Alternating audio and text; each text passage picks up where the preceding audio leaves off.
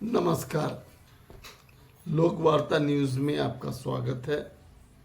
मैं हूं प्रभात कुमार। छठ के बाद मैं पहली बार आपसे रूबरू हो रहा हूं। बिहार में विधानसभा का 4 सीटों पर उपचुनाव होने जा रहा है। यह उपचुनाव वैसे तो बहुत साधारण है, इसके बहुत मायने नहीं हैं, क्योंकि जो जीत के आएंगे एमएलए उनके कार्यकाल मैक्सिमम 1 साल होगा। अगर 2025 का चुनाव पहले हो गया तो और भी कम होगा। जैसी कि चर्चा है, अगर फरवरी में दिल्ली विधानसभा के चुनाव के साथ बिहार का भी चुनाव हुआ, तब 2-3 माह के लिए ही कोई विधायक बन सकेगा। बहरहाल आने वाला समय तय करेगा। और लेकिन यह चुनाव बिहार के राजनीति के लिए एक बड़ा लिटमस टेस्ट है। और बिहार जिस राजनीति के चौराहे पर खड़ा है, उसके कई दिशा इससे साफ हो जाएंगे और कई मामले जो अनसुलझे हैं वह भी सुलझ जाएंगे। बहरहाल मामला जो भी हो, लेकिन अब जो नई जानकारी आ रही है, और जैसा कि अब तो कार्यक्रम की घोषणा भी हो गई है, पहले मुख्यमंत्री नीतीश कुमार इस उपचुनाव में प्रचार करने के लिए नहीं जाने की मन बना चुके थे। और वह 9 और 10 नवंबर को, शनिवार और रविवार को, अपने एनडीए प्रत्याशी को विजयी बनाने के लिए चुनाव प्रचार के लिए चारों क्षेत्रों में जाएंगे और उन्हें विजयी बनाने के लिए जनता से अपील करेंगे। एनडीए उम्मीदवारों के पक्ष में नीतीश कुमार को अंतिम समय में उतारने का यह दाव भाजपा के केंद्रीय नेतृत्व का दबाव है, या नीतीश कुमार का 2025 के चुनाव के पहले एक बड़ा लिटमस टेस्ट है, जिसके आधार पर एनडीए यह तय कर सकेगा कि हमारा 2024 में जो चेहरा नीतीश कुमार को लेकर तय है वह रखना उचित होगा या नहीं होगा।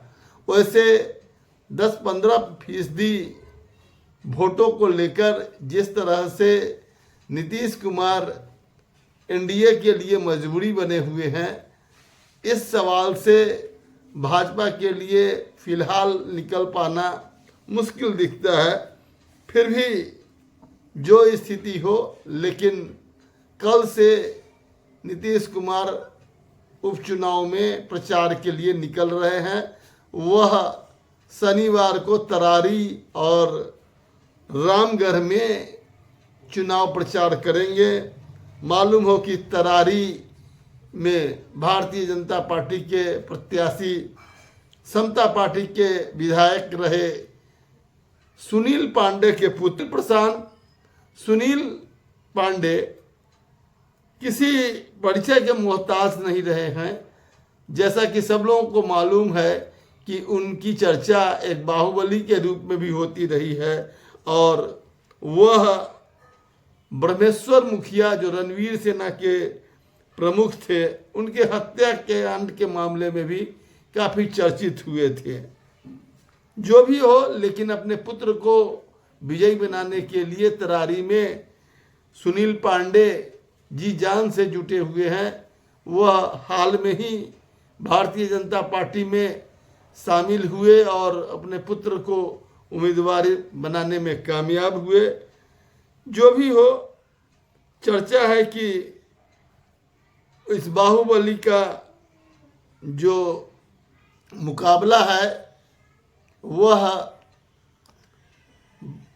भाकपा माले के उम्मीदवार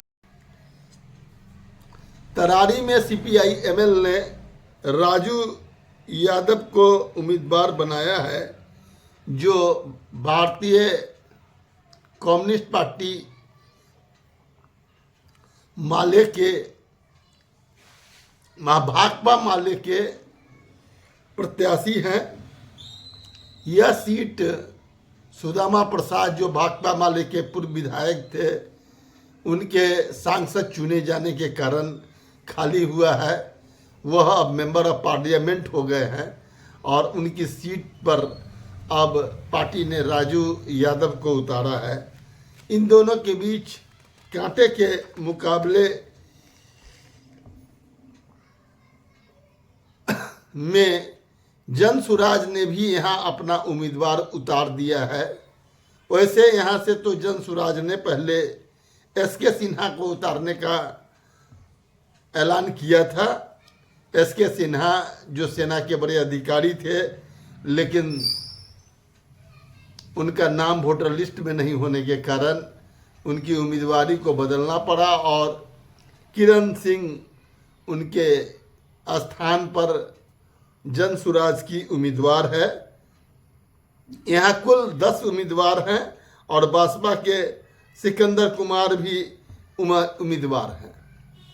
यहाँ लड़ाई काफ़ी रोचक होगी, इससे इनकार नहीं किया जा सकता। और इस रोचक लड़ाई में सबसे अहम भूमिका अब जन सुराज के किरण सिंह की भी हो गई है और यह देखना तय होगा कि जो यहाँ एक समुदाय विशेष के लोग हैं वह अपना वोट एकजुट होकर किसी उम्मीदवार के पक्ष में डालते हैं अथवा उनके वोट में विभाजन होता है।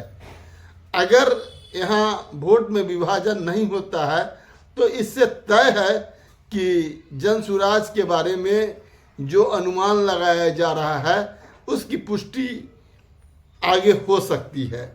रामगढ़, जहाँ से आरजेडी के प्रदेश अध्यक्ष पूर्व मंत्री जगदानंद सिंह के छोटे पुत्र अजीत सिंह मैदान में है।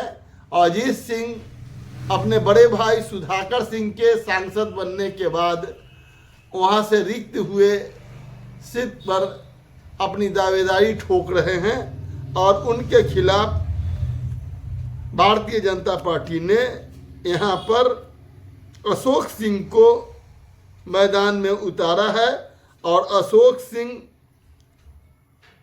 के साथ साथ जन सुराज ने यहाँ सुशील सिंह को उम्मीदवार बनाया है।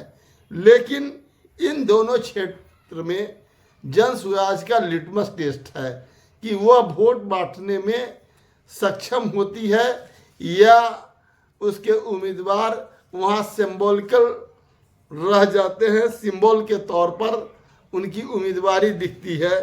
यह तो आने वाले समय में ही पता चलेगा। लेकिन आपको बता दें कि रामगढ़ में सबसे कम उम्मीदवार मैदान में है और यहाँ से मात्र 5 प्रत्याशी है और यहाँ बेहद रोचक लड़ाई होने वाली है। और अब पलड़ा किसका भारी रहता है यह तो 13 तारीख को मतदान में पता चलेगा और 23 तारीख को जब रिजल्ट आएगा तब यह तय हो सकेगा कि जगदानंद सिंह अपनी गढ़ को बचाने में कामयाब हुए या नहीं, सुनील पांडे अपनी विरासत को पुत्र को सौंपने में कामयाब हुए या नहीं, जन सुराज यहाँ पर अपना कितना अस्तित्व दिखा सका, उनका खाता इन इलाकों में भी क्या खुला, ये सारे सवाल आने वाले समय में पता चलेगा। वैसे मुख्यमंत्री नीतीश कुमार यहाँ कल शनिवार को जनसभा करेंगे और प्रचार करेंगे। आपको बता दें कि इन दोनों सीटों पर लोकसभा में जिस तरह से भारतीय जनता पार्टी की हार हुई थी उसके कारण पहले ही नाक कट चुकी है। अब उसे अपना प्रतिष्ठा बचाना है और यह प्रतिष्ठा इस विधानसभा के उपचुनाव में अगर नहीं बच पाती है तो आने वाले समय में जब बिहार विधानसभा का चुनाव होगा अगले साल, वैसी स्थिति में इस इलाके में उसे बहुत कुछ सोचना पड़ सकता है। और यही कारण है कि नीतीश कुमार को अंतिम समय में बिना कोई रिस्क लिए भारतीय जनता पार्टी ने चुनाव प्रचार में उतारने का फैसला ले लिया है। आपको बता दें कि वैसे तो चुनाव बेला और इमामगंज में भी है। बेला में मुख्यमंत्री नीतीश कुमार की प्रतिष्ठा स्वयं की दांव पर लगी हुई है, क्योंकि मुख्यमंत्री नीतीश कुमार ने जनता दल यूनाइटेड का जो प्रत्याशी बनाया है वह ऐसे उम्मीदवार हैं जिसके घर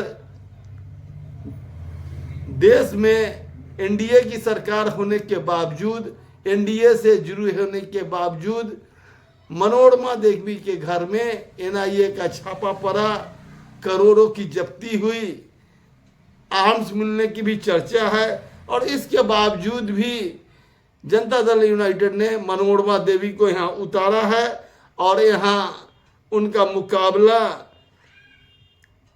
आरजेडी के विश्वनाथ सिंह से हो रहा है।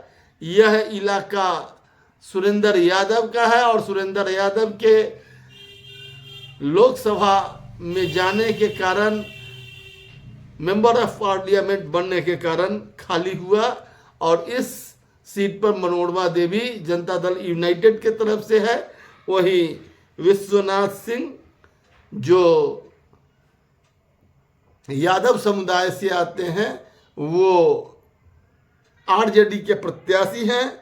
और उनके साथ साथ यहाँ जन सुराज ने इस लड़ाई को रोचक बनाने के लिए मोहम्मद अजमत को उम्मीदवार बना दिया है और उनकी उम्मीदवारी से यहाँ का खेल काफ़ी रोचक हो गया है।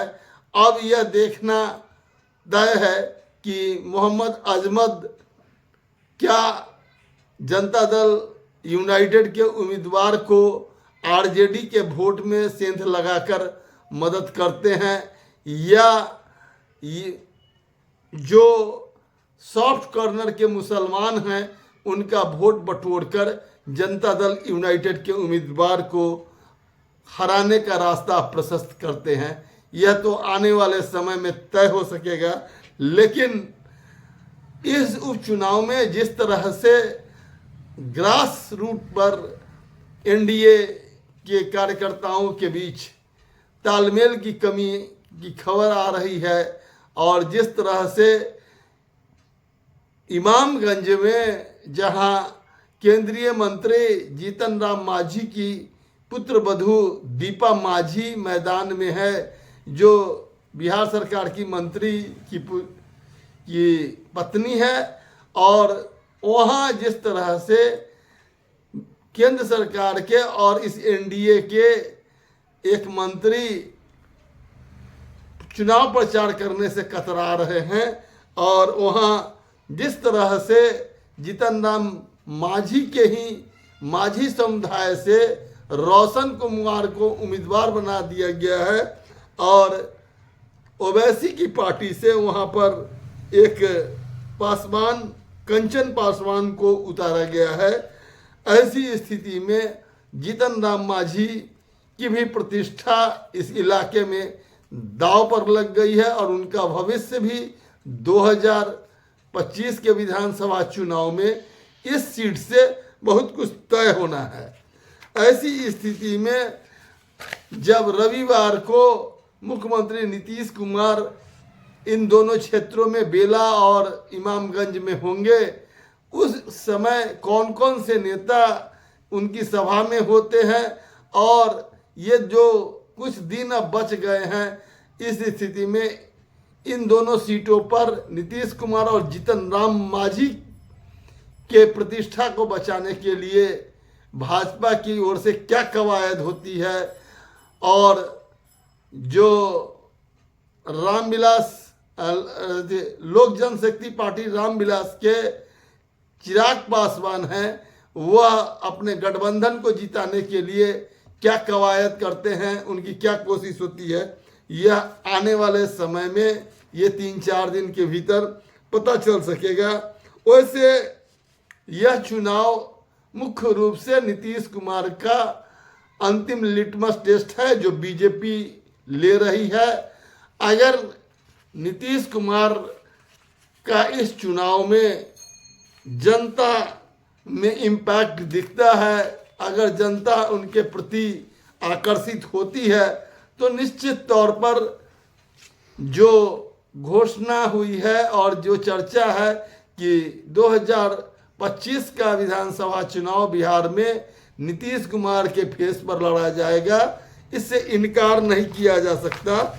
लेकिन अगर ऐसा नहीं हुआ तो इसमें बदलाव भी हो जा सकता है, इसको कोई खारिज नहीं कर सकता। जनता दल यूनाइटेड में भी जिस तरह से खींचतान चल रहा है और जो स्थिति बनी हुई है, उसमें भी इस उपचुनाव के परिणाम के बाद स्थितियां साफ हो जाएगी।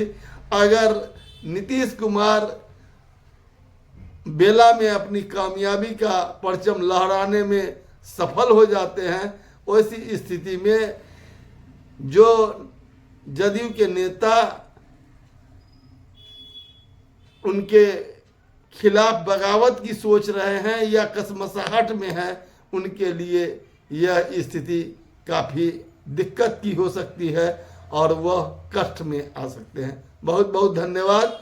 आपसे आग्रह है कि आप लोक वार्ता न्यूज़ को अगर अभी तक सब्सक्राइब नहीं किया है तो सब्सक्राइब करने की कृपा करें और हमारा सहयोग, अगर यह खबर अच्छा लगा तो इसको लाइक करके अपने कमेंट के साथ हमको मार्गदर्शन दें। हम आपके बहुत बहुत आभारी रहेंगे। धन्यवाद।